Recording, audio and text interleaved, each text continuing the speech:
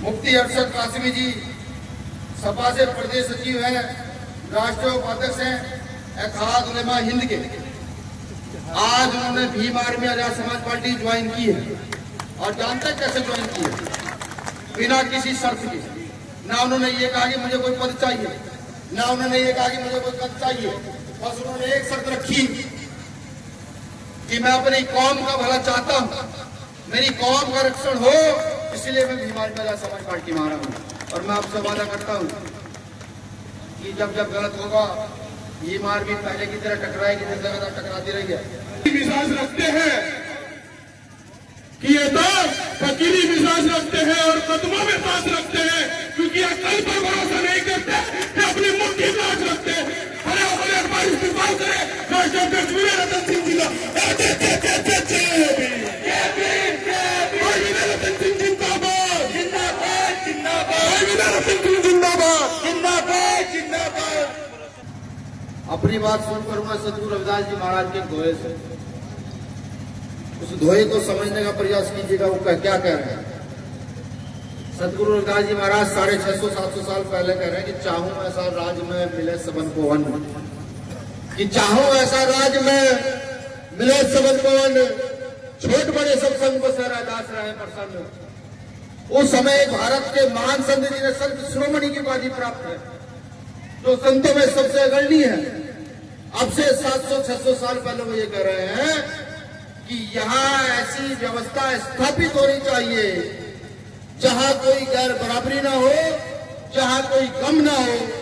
ऐसी व्यवस्था स्थापित होगी तो ये देश आगे तरक्की की और उन्नति की ओर बढ़ेगा। लेकिन जब जब इतिहास के बारे में सोचता हूं और आज का वर्तमान देखता हूं और फिर आने वाला भविष्य जब देख पाता हूं तो डर लगता है। ये महसूस होता है कि जो लोग कभी बैठकर साथ खाना खाया करते थे, आज वो लोग एक दूसरे के दुश्मन हो चले। जो लोग आज एक दूसरे के दुश्मन हो चले हैं, वो कल जाकर के नस्लों को बर्बाद करने के लिए लग गए। मैं देवबंद की भूमि को भी नमन करता हूं, इसलिए नमन करता हूं कि एक समय वो था कि यहाँ हिंदू मुसलमान बैठ करके, जब यह आता था अंग्रेजों का राज था, बैठ करके एक मदरसे में, एक मस्जिद में और एक मंदिर में बैठ करके उनसे लड़ने के लिए प्लान किया करते थे कि उनसे हम लड़ना कैसे। एक समय आज का भी है कि जब यहाँ मदरसों की छानबीन कराई जाती है, जब यहाँ उलेमाओं पर लांछन लगाया जाता है, ये हमारे लिए गर्व की बात है कि दारुल उलूम भारत के सहारनपुर जिले के देवबंद में स्थापित है, हमारे लिए गर्व की बात है। लेकिन जब उस पर आरोप लगते देखता हूं तो शर्म भी महसूस होती है कि ये देश जिसकी आजादी के लिए प्रत्येक वर्ग, प्रत्येक धर्म का व्यक्ति लड़ा, ये देश जिसकी उन्नति के लिए आज भी हर व्यक्ति अपना सिर कटाने के लिए तैयार है, उस देश में लड़ाई जहां तरक्की की होनी चाहिए थी, उस देश में लड़ाई जहां शिक्षा की होनी चाहिए थी, आज उस देश में लड़ाई धर्म की हो चली है। मैं किसी एक धर्म के व्यक्ति को दोष नहीं देता, मैं देता हूं उन लोगों को दोष जो सरकार सरकारों में मौजूद है, जो हमारा प्रतिनिधित्व कर रहे हैं, जिनको भाईचारा कायम करना चाहिए था, जिनको लोकशाही लोकतंत्र स्थापित करना चाहिए था, जिनको बिना जाति भेदभाव के, बिना धर्म के भेदभाव के व्यक्ति की क्षमता के अनुसार आगे की ओर बढ़ाना चाहिए था। आज वो लोग इस देश में धर्म के नाम पर युवाओं को अंधा करके इस देश को बर्बाद करने का काम कर रहे हैं। एक समय वो भी था कि जब आजादी की लड़ाई चल रही थी तो सहारनपुर से लेकर मेरठ तक उलेमाओं ने अपने सिर कटवा करके यहाँ के पेड़ों के टायरों पर टंगवाने का काम किया, तो पहले तक झुके रहेंगे। एक समय वो भी था। आज संघ के लोग देशभक्ति बताते हैं, आज वो हमें कहते हैं कि तुमने किया क्या। आज संघ हमें कहता है कि तुम कौन होते हो। मैं पूछता हूँ जिसने कभी इस देश का तिरंगा एक्सेप्ट नहीं किया, तुम्हारे वो माफी वीर कि जब यहाँ पर लड़ाई चल रही थी जेल में चले जाते हैं तो माफी वीर हाथ जोड़कर माफी मांगकर कहते हैं कि हमें माफ कर दीजिए, तुम्हारी गुलामी करेंगे। तुम हमें सिखाओगे देशभक्ति क्या। आज एक महत्वपूर्ण दिन भी है, आज के दिन को बड़ा दिन कहा जाता है। क्रिश्चियन समाज में जो लोग क्रिश्चियन समाज के लोग हैं, ईसाई धर्म में विश्वास रखते हैं उनके लिए आज महत्वपूर्ण त्योहार है। तो इस मंच के माध्यम से भी मैं आपको किस्मत डे की हार्दिक बधाई देता हूं। आज एक महत्वपूर्ण दिन और है जो बौद्ध साहब ने कहा, वो दिन है मनुस्मृति दहन दिवस। मनुस्मृति दहन दिवस समझिए क्या था? इस देश के बहुजनों का उत्पीड़न करने का एक कानून था, इसका नाम मनुस्मृति दहन दिवस था। भाई ये पीछे क्या हो रहा है? दिखाइए जरा क्या हो रहा है। तो आज भाई सभी लोग अपनी कुर्सियों पर बैठ जाएं, पहले भाषण सुने फिर जलपान करें। तो आज मनुस्मृति दहन दिवस भी है। मैं उस मनुस्मृति दहन दिवस की भी इस मंच के माध्यम से पूरे देशवासियों को बधाई और मंगल कामनाएं देता हूं। साथियों, एक कहावत है, जो माने आपको उसके मानो बाप को, जो माने आपको उसके मानो बाप को। लेकिन आज इस देश के अंदर उल्टा हो रहा है। आज राजनीति के चलते लोग अपना स्वार्थ सिद्ध कर देना चाहते हैं। कहीं कोई मुसलमान मरे, कहीं कोई दलित मरे, कहीं किसी का बलात्कार हो, लेकिन नेता सुन लेने के लिए तैयार नहीं है। हमें समझना पड़ेगा, हमें चलना किस ओर है, हमें खड़े किस ओर होना है। हमें ये बताना पड़ेगा कि हम जानवर नहीं, हम इंसान हैं। आज हमें दाढ़ी टोपी के नाम पे मारा जाता है, आज हमें बाबा साहब अम्बेडकर के नाम पे मारा जाता है, आज हमें दलित पिछड़ों के नाम पर मारा जाता है। ये समझना पड़ेगा इसका कारण क्या है। इसका सिर्फ एक कारण है, भारत देश के अंदर वो लोग जो समता समानता चाहते हैं, भारत देश के अंदर वो लोग संवैधानिक व्यवस्था में विश्वास रखते हैं, वो लोग चुप है। अगर उन्होंने बोलना शुरू नहीं किया तो ये लिख लीजिए, ये देश लुटेगा, ये देश बिकेगा। और फिर आप कहेंगे कि ये क्या हो रहा है। ये मैं नहीं कहता, उठाकर देखिए देश आज कर्जे में कितना। आज राजनीति को पैसों पर आधारित कर दिया गया। एक गरीब का बच्चा वो चाहे कितना भी पढ़ा लिखा है, अगर वो प्रधानी का चुनाव भी लड़ना चाहे तो लड़ नहीं सकता। इसलिए क्योंकि 10 लाख ऊपर होंगे नहीं, वो चुनाव लड़ेगा नहीं। ये जनता की गलती नहीं है, ये गलती उन नेताओं की है जो सत्ता में है, तो पैसे के आधार पर राजनीति को तोड़ने का काम कर रहे हैं। भीम आर्मी ने देश में सिर्फ एक काम किया। भीम आर्मी ने रिक्शा चलाने वाले के बच्चे को, केले बेचने वाले के बच्चे को, आलू बेचने वाले के बच्चे को, पंचर लगाने वाले के बच्चे को इस देश के संविधान का आर्टिकल 19 समझा करके और ये कहा कि अगर चाहो तो तुम भी राजनीतिक सत्ता में हासिल कर यहाँ मंत्री, मुख्यमंत्री और प्रधानमंत्री बन सकते हो। ये जब शुरू हुआ तो भीम आर्मी का कार्यकर्ता बच्चा बच्चा वक्ता बन गया। आज भीम आर्मी के पास इतने वक्ता है, इतने वक्ता है, इस देश की हर गली पर अगर खड़ा कर दिया भीम आर्मी कार्यकर्ता करते जाए तो भी 1 घंटा लगातार बोलने की क्षमता रखता है। ये भीम आर्मी ने किया। जब ऐसा हुआ तो वंशानुगत राजनीति जो लोग कर रहे हैं, और से सुनिएगा, जो लोग वंशानुगत राजनीति कर रहे हैं, जिनके दादा विधायक, जिनका बेटा मंत्री, जिनका पोता फिर मंत्री, जो इस प्रकार की राजनीति कर रहे हैं, उनके पेट में बड़ा दर्द है। बड़ा दर्द है। इस चीज का दर्द है कि चंद्रशेखर आजाद जैसा ही व्यक्ति जिसके पिता से मास्टर थे तो 20-30 हजार रुपए तनख्वाह लिया करते थे, आज वो देश की सबसे बड़ी संसद में बैठ करके अपनी आवाज को बुलंद करने का काम करता है। उनके पेट में इस चीज का दर्द है, उनके पेट में दर्द होता। जब सिपाही का बेटा खड़ा कर चीख चीख कर सरकार को चुनौती देता है, कहता है मुख्यमंत्री को बदल कर रख दूंगा, तो उनके पेट में दर्द होता। ये भारत की व्यवस्था है। बाबा साहब अम्बेडकर का विरोध क्यों किया जाता है, ये समझने का सवाल है। बाबा साहब अम्बेडकर का विरोध इसलिए किया जाता है कि वो लोकतंत्र में भारत के प्रत्येक नागरिक को बराबरी का अधिकार देते हैं। वो लोकतंत्र के तहत ये कहते हैं कि भारत का प्रत्येक नागरिक कितनी ऊंची शिक्षा हासिल कर सकता है, कितनी ऊंची कुर्सी पर बैठ सकता है, वो मंत्री, मुख्यमंत्री, वो एसपी, डीएम कुछ भी बन सकता है। इसलिए यहाँ के मनु की व्यवस्थित लोग बाबा साहब अम्बेडकर का विरोध करते हैं। ये अब हमें समझना होगा। किनको समझना होगा? तो यहाँ सर्वहारा समाज है, तो यहाँ किसान है, तो यहाँ मजदूर है, उसको समझना होगा कि बहुत हो चुका, बहुत हो चुका। पेट भरने वालों का पेट हमने भरे, ये बहुत हो चुका। अब गरीबों के पेट को भरने की बारी आ चुकी है। अब किसानों के पेट को भरने की बारी आ चुकी है। लोकतंत्र का सही मतलब बताने की बारी आ चुकी है। अब ऐसे लोगों को विधानसभा में भेजना जरूरी है, ऐसे लोगों को चेयरमैन बनाना जरूरी है, ऐसे लोगों को प्रधान से लेकर प्रधानमंत्री बनाना जरूरी है जो पढ़े लिखे भूख का आनंद समझते हैं कि भूख क्या चीज होगी, ये बताना बहुत जरूरी हो गया। ये देवबंद में कार्यक्रम था, लगातार मेरे साथियों के फोन आ रहे हैं कि बड़े बड़े नेता ये कह रहे हैं कि देवबंद में कार्यक्रम नहीं होना चाहिए, बिल्कुल नहीं होना चाहिए। तो मैं उनको भी बताऊं, भीम आर्मी अपनी मेहनत से चलती है, किसी के रहमो करम पर नहीं चलती। आजाद समाज पार्टी के लोग अपनी मेहनत से जिंदा है, तुम्हारे सरकार के अकाओ के या तुम्हारे नेता के अकाओ के रहमो करम पर जिंदा नहीं है। हम बाबा साहब अम्बेडकर के लोग हैं, हम पढ़े लिखे लोग हैं। जब जब तुम अत्याचार करोगे हम इस देश की व्यवस्था का तख्ता पलट कर यहाँ की व्यवस्था को बदल देने का काम कर देंगे, ये मैं तुमको बता देता हूँ। अभी हमारा एक नेता जीतकर संसद में गया, वो संसद में जाते तो क्या आवाज उठाते हैं, मनरेगा लोगों की मजदूरी बढ़ा दो।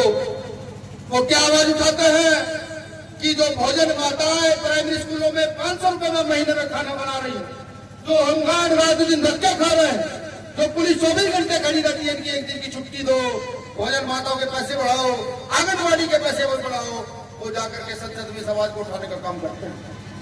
और ये आवाज किसके लिए है? ये आवाज उन लोगों के लिए है जो गरीब शोषित वंचित है। हमें क्या मतलब वो फोर्स के मामले में? अभी तो हम चलना सीखे, जो लोग वो फोर्स का घोटाला करते हैं वो देखें। हमें क्या मतलब इस देश में 1 लाख पेड़ लगे या ना लगे, जब रोटी हमारे पेट में नहीं होगी, जब हमारे बच्चों को शिक्षा अच्छी नहीं मिलेगी, जब हमारा बच्चा बुखार में तड़प तड़प कर मर जाएगा, तो हमें क्या फायदा इन सब चीजों का? तो सबसे पहले भौतिक सुख सुविधाओं का मिल जाना इस देश के प्रत्येक नागरिक को जरूरी है। अगर ये देश चाहे, देश की व्यवस्था चाहे और सिर्फ 1 साल का करप्शन बंद हो जाए तो हर 200 किलोमीटर पर एक एम्स का निर्माण किया जा सकता है इस देश के अंदर, भारत में। 1 साल करप्शन न हो।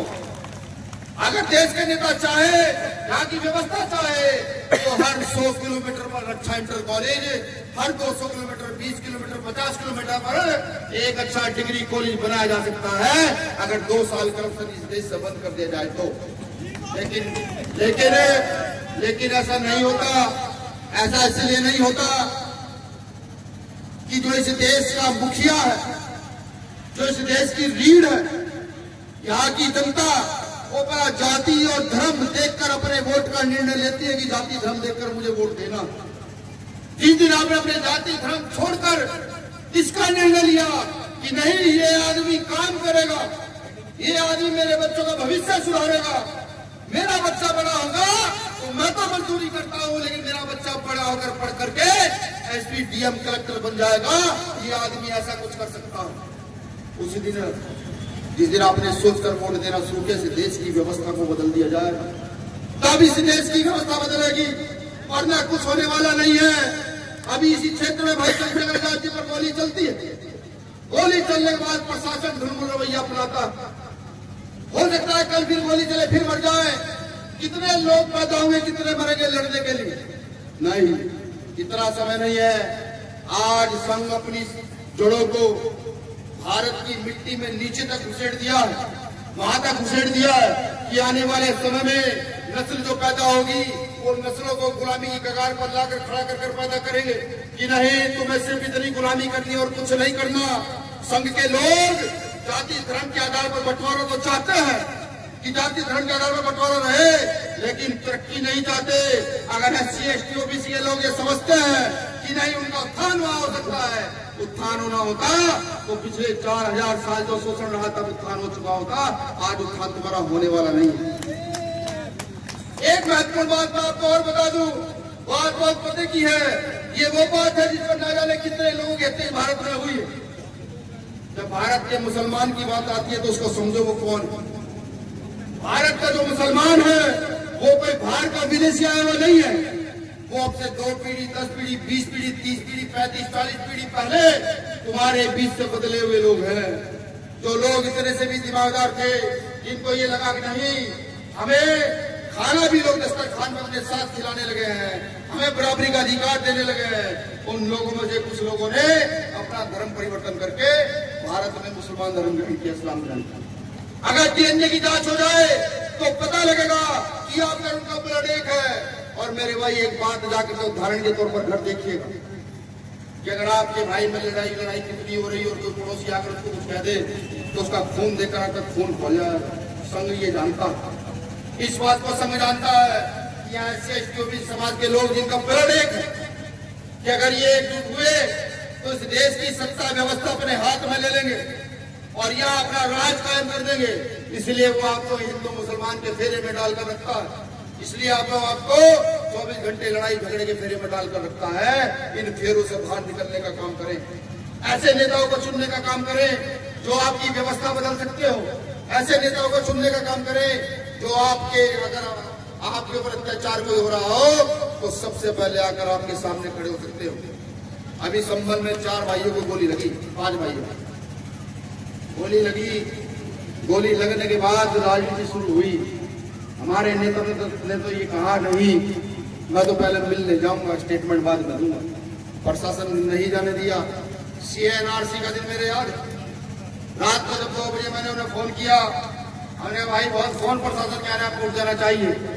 उन्होंने मुझे कहा कि 2000 बहनें या 3000 बहनें बैठी है, अगर किसी बहन के गुर्दे पर एक दाग लगे तो चंद्रशेखर मर जाएगा, किएगा नहीं। पुलिस से वादा किया, सारी बहनों को घर भेजा और फिर गए जेल। आराम से 30-50 दिन लगभग वो जेल 54 दिन जेल में रहे।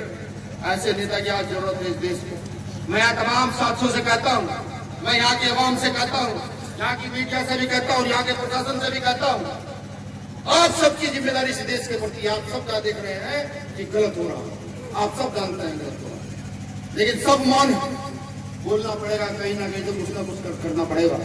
ऐसे लोगों के साथ खड़ा होना पड़ेगा जो लोग मुंह तोड़ जवाब दे सकते हैं, ऐसे लोगों के साथ खड़ा होना पड़ेगा जो व्यवस्था बदल सकते हैं। मैं जानता हूं हम पर संसाधन नहीं है, मुझे पता है कि बहुत सारी गाड़ियां, हेलीकॉप्टर, बहुत सारे पैसे नहीं है जो व्यवस्था बदल दी जाए, लेकिन एक ताकत हम लोगों में है, जनसंख्या की ताकत। हमारी आबादी इतनी है कि अगर हम सिर्फ 10 दिन अपने यार दोस्त, रिश्तेदार, भाई बंधु, पड़ोस में प्रसार करना शुरू कर दे तो इस जिले का, इस देश का कोई घर ऐसा नहीं बनेगा जब भीम आर्मी का एक कार्यकर्ता नहीं होगा आपके लड़के। इसीलिए वो लोग हमसे डरते हैं, इसीलिए बार बार हमारा विरोध किया जाता है, इसलिए ही मेरे कार्यकर्ताओं को पूरे देश में लगातार जेल में भेजा जाता। मैं तो इस मंच के माध्यम से एक ही वादा करूंगा कि जब तक जीवन है, जब तक सांस में सांस है, तब तक इस देश की व्यवस्था को बदलने के लिए काम करता रहूंगा। मेरी टीम इस देश की व्यवस्था की, इस देश में बढ़ रही अव्यवस्था बदलने के लिए काम करती रहेगी। लड़ेंगे, लड़ते लड़ते मरेंगे, बीमारी से, एक्सीडेंट से मरने का काम नहीं करेंगे। मैं एक बात और बहुत जिम्मेदारी से कहता हूं, आज देश की आजादी के 70 साल के बाद भी अगर हम सम्मान का जीवन नहीं जी सकते, अभी भी अपने सम्मान के लिए खड़े नहीं हो सकते, तो इससे अच्छा मर जाना बेहतर है। अगर सम्मान नहीं तो इससे अच्छा मौत सही है, लेकिन सम्मान से समझौता कभी मत कीजिए। जो लोग सम्मान से समझौता करते हैं उनकी आने वाली नस्लें गुलाम हो जाती है। और मुझे गर्व होता है ये कहते हुए कि इस देश के मुसलमान ने, इस देश के दलित पिछड़े ने कभी सम्मान से समझौता नहीं किया। उन्होंने अपने प्राणों की आहुति को दी, लेकिन सम्मान से समझौता करने का काम कभी नहीं किया। मैं ये भी आपसे कहता हूं कि ये व्यवस्था है, बदलेगी, आप चाहे ना चाहे बदलेगी। अगर आज विनय रतन सिंह भीम आर्मी का सही नेतृत्व कर पा रहा है तो ठीक, और अगर सही नेतृत्व नहीं कर पाएगा तो सब हाथ खड़े करे कहिएगा विनय रतन को बदलकर किसी और की यहाँ पर आवश्यकता है। ये मैं भी आपको बड़ी जिम्मेदारी से कहता हूँ कि यही लोग इस सादा कुछ नहीं। जो लोग बाबा साहब की विचारधारा को गलत समझते हैं और ये कहते हैं नहीं डॉक्टर अम्बेडकर की विचारधारा है गलत, तो बाबा साहब अम्बेडकर को एक बार पढ़ने का प्रयास जरूर करें। समय तो लगेगा उनको समझने में, लेकिन जो व्यक्ति डॉक्टर अम्बेडकर को एक बार पढ़ लेगा तो उसको ये पता लगेगा उसके जीवन की जितनी भौतिक सुख सुविधाएं हैं, सिर्फ बायोलॉजिकल चीजों को छोड़कर जितनी सुख सुविधाएं हैं डॉक्टर अम्बेडकर के कलम की नोक के नीचे से निकल करके तब आपको मिली हुई। तो मैं ये आपसे गुजारिश करता हूं कि मजबूती के साथ भीम आर्मी के कार्यकर्ता बने, मजबूती के साथ आजाद समाज पार्टी के कार्यकर्ता बने। और अगर आप सही है, आप गलत नहीं है, आप किसी बेटी के साथ वो गलत नहीं करते, आप कहीं चोरी चकारी नहीं करते, और इसके अलावा अगर आपका कहीं जातीय शोषण होता है, धर्म पर शोषण होता है, तो उसके लिए भीम आर्मी यहाँ के बड़े से बड़े आकार के साथ टकराने के लिए तैयार है। मुकदमे एक की जगह 100 भी हो जाए। लेकिन एक बात आपसे भी चाहता हूं, ये जो लोग यहाँ मंच पर है, ये जो नीले पट्टे वाले लोग खड़े हैं, ये लगातार पिछले 10 सालों से इस समाज की गरीब शोषित वंचित वर्ग की मजदूरी करने का काम कर रहे हैं। लगातार मजदूरी कर रहे हैं। रात को 2 बजे फोन आता है तो 2 बजे मेरी टीम उठ करके जाती है। तो मैं आपसे भी एक चीज मांगता हूं, जब सुबह से शाम तक मजदूरी करता तो शाम की मजदूरी लेकर अपने घर जाता। मैं वो मजदूरी की मांग आपसे करता हूं कि अब समय आ गया है, भीम आर्मी के लोगों को उनकी मजदूरी देने का काम करें, आजाद समाज पार्टी के लोगों को उनकी मजदूरी देने का काम करें, और उस मजदूरी के तहत आपका सपोर्ट उनको चाहिए, आपका वोट, आपका नोट उनको चाहिए, जिससे कि यहाँ की व्यवस्था को वो बदल देने का काम कर दें। ये मैं आपसे मांगता हूं, और ये भीख नहीं है, अधिकार है, और ये आपको हम लोगों को देना होगा, बिल्कुल देना होगा। इस मंच के माध्यम से मैं बात और कह दूं अपने कार्यकर्ताओं को कि आप पर किसी जाति किसी वर्ग के व्यक्ति का भी फोन आए, अगर वो परेशान है, उसका साथ कोई नहीं दे रहा है, वो बैठे चाहे यहाँ स्वर्ण समाज के लोग क्यों ना हो, अगर उनका भी फोन आए कि नहीं हम परेशान है, हमें न्याय नहीं मिल रहा, तो आपका फर्ज बनता है उन लोगों की जाकर के जिम्मेदारी उठाने का, उनकी मदद करनी, बिल्कुल बिना जाति धर्म दे करके बाबा साहब अम्बेडकर की आइडियोलॉजी पर सबकी मदद करने का आप लोग काम करें। मैं प्रशासन के लोगों का भी कहता हूं कि गलत करने से पहले आपकी अपनी कलम को भी रोकने का काम करें। अगर आप नहीं रोकेंगे तो मैं तो झेला हूं कई बार कि जब सरकार हमसे जीत नहीं पाती तो आप लोगों को, वर्दी वालों को खड़ा कर देती है कि वर्दी वाले खड़े हो जाओ और जाकर भीम आर्मी के लोगों से टकराओ। हालांकि आपकी लाठियां पड़ती हैं, फिर जेल जाते हैं, फिर लौट कर आ जाते हैं, फिर आपसे लड़ने का काम करते हैं। तो आप भी अपनी कलम को न्याय की ओर मोड़ने का काम करें। मैं सबको नहीं कह रहा, मैं कुछ लोग ऐसे हैं जो सत्ता के दबाव में आकर के गलत करने का प्रयास करते हैं, सत्ता के दबाव में आकर गलत करने का प्रयास करते हैं। तो आप उनको बताया करो कि भाई भीम आर्मी के लोग गलत करेंगे तो आएंगे, आकर सड़कों पर बैठेंगे और हमको परेशान करेंगे। हम भी आप लोगों को परेशान करना नहीं चाहते। शुक्रिया करता हूं आप सभी का, यहाँ लगी सुरक्षा का, मीडिया कर्मियों का, यहाँ तमाम साथियों का। अगर मैं नाम लूं इस पूरी लाइन के, तो एक दो नाम छूट जाएंगे, फिर ये मुझे कहेंगे भाई देखिए आपने हमारा नाम नहीं लिया। तो आप सभी का आभार, शुक्रिया जितनी यहाँ टीम है। मुफ्ती अरशद कासिमी जी सपा से प्रदेश सचिव हैं, राष्ट्रीय उपाध्यक्ष हैं इत्तेहाद उलेमा हिंद के। आज उन्होंने Bhim army Azad Samaj party join की है, और जानते कैसे ज्वाइन की है? बिना किसी शर्त के।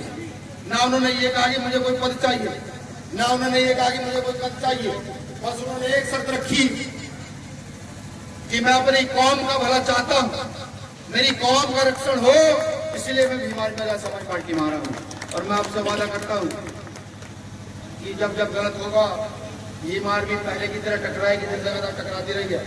अच्छा, एक हमारे बीच में एक बहुत ही मशहूर चेहरा क्या, मुझे खुद उनसे मिलकर अच्छा लगा, मुफ्ती ताहिर हुसैन साहब जी है, जो चीफ काजी सेंटर के दारुल उलूम सफा दिल्ली से चलकर आए।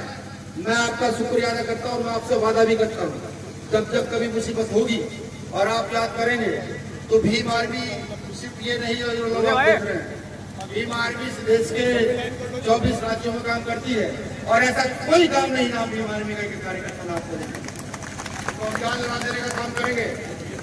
आप सभी का शुक्रिया।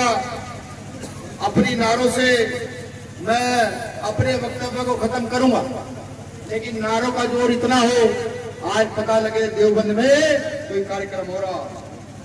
भीम आर्मी जिंदाबाद, जिंदाबाद, जिंदाबाद, भीम आर्मी जिंदाबाद, जिंदाबाद, जिंदाबाद, आजाद समाज पार्टी जिंदाबाद, जिंदाबाद, जिंदाबाद, आजाद समाज पार्टी जिंदाबाद, जिंदाबाद, जिंदाबाद, भाई चंद्रशेखर आजाद जिंदाबाद, जिंदाबाद, जिंदाबाद, भाई चंद्रशेखर आजाद जिंदाबाद, जिंदाबाद, जिंदाबाद, भाई चंद्रशेखर आजाद जिंदाबाद, जिंदाबाद, जिंदाबाद। शुक्रिया। चंद लाइन कह के अपनी बात खत्म करूंगा। जो लाइन सौर्य गाता है वो लाइन मैं ज्यादा अच्छे से कह पाऊंगा। साथियों तो फकीरी मिजाज रखते हैं, अपनी ठोकरों में ताज रखते हैं। साथियों तो फकीरी मिजाज रखते हैं, अपनी ठोकरों में ताज रखते हैं। भीम आर्मी के लोग कल की परवाह नहीं करते दोस्तों। भीम आर्मी के लोग तो अपनी मुट्ठी में आज रखते हैं, अपनी मुट्ठी में